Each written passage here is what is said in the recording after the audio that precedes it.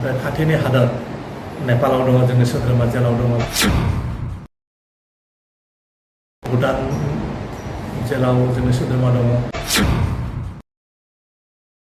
जोंनि बिटिसिनि चिफ मानगोनां प्रमद बर' सार बिथांजोंबो जों सावरायदों।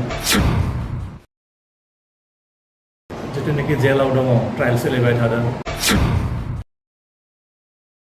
बेफोर गासैखौबो माने जों गभर्नमेन्टनो बारे बारे इन रिटिन लिखित भावे जों मेमोरेन्डाम होदों।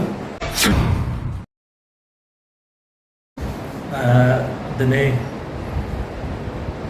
17/7/2024 जोंनि इउनाइटेड फराम अफ एक्स एनडिबि आफादा मोनसे एक्जिकिउटिभ मिटिं जिरायनायनि गेजेरजों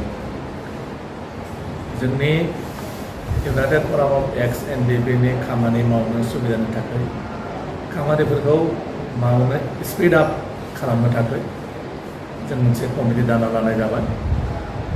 साब जुनिया मोनसे कमिटि, बेखौ जों कोर कमिटि हिसाबै जों बेखौ फोसावनाय जाबाय।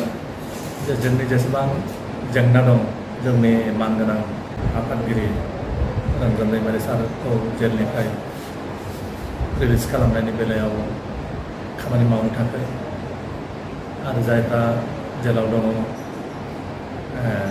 फार्स्ट ट्रायल सोलिबाय थादों, बिथांमोननिबो खामानि मावनो थाखाय आरो जोंनि एसबिसिआ रिहेबिलिटेसन दाबो मोननो गोनां बाखि दङ। बेनिफ्राय जोंनि किसुमान मोननो गोनां साख्रि बाख्रिनि बेलायावनो जा जिखुनु खामानि मावनो थाखाय गभर्नमेन्ट लेभेलाव माने गभर्नमेन्टजों टक खालामनो थाखाय आरो जिखुनु पार्टिजों टक खालामनो थाखाय मोनसे कोर कमिटि इउनिभार्सलि मोनसे डिसिसन लानानै मोनसे कोर कमिटि दाना होनाय जाबाय। बे साब जुनिया कमिटि मिडियानि गेजेरजों सावरायनाय जाबाय। बेनिफ्राय जों किसुमान ससियेल रिफर्मसनि खामानि जिथु जोंनि इउनाइटेड फराम अफ एक्स एनडिबि हिसाबै जों लाखानाय दङ, बेखौबो जों मावनो थाखाय एक्सन लानो थाखाय बे मिडियानि गेजेरजों जोंनि गासै इउनाइटेड फराम अफ एक्स एनडिबिनि जिल्ला आफादफोरखौ जेरै एन्टि ससियेल खामानि, ड्राग्स, जौ जुवा, माने एडाल्टारि बायदिसिना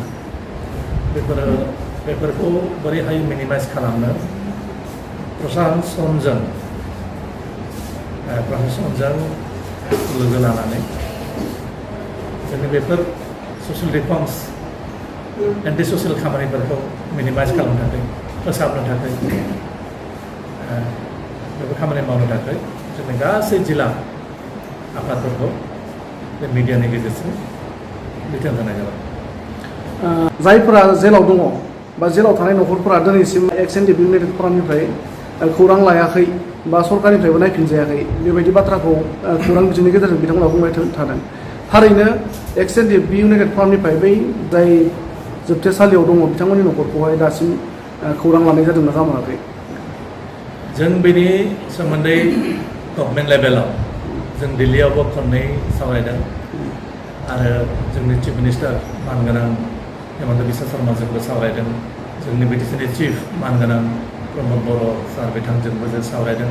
जों जेसेबां बार सावरायो, जोंनि मुंख्लं नखरफोर मोननो गोनां जितु एसबिसिआ अनसुंथाइ, बेनिफ्राय जोंनि रिहेबिलिटेसन मोननो गोनां, बेनिफ्राय जिथुनिखि जेलाव दङ, ट्रायल सोलिबाय थादों, आन्डार ट्रायलाव दङ, बेनिफ्राय जोंनि खाथि खालानि रायजोफोरा दङ, जेरै नागालेण्डआव दङ, मणिपुराव दङ केस, बेनिफ्राय मेघालयआव दङ, वेस्ट बेंगलाव दङ, अरुणाचलाव दङ, ओमफ्राय खाथिनि हादर नेपालाव दङ, जोंनि सोद्रोमा जेलाव दङ, भुटान जेलाव जोंनि सोद्रोमा दङ।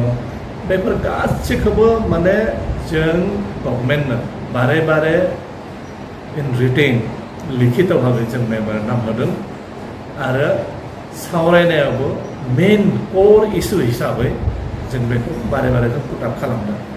आरो मोनफ्रोम नखरफोरजों जोंनि सोद्रोमाफोरा जोंनि दैदेनगिरिफोरा कन्टिनिउ माने मोनसे जगाजगाव दङ। Thank you.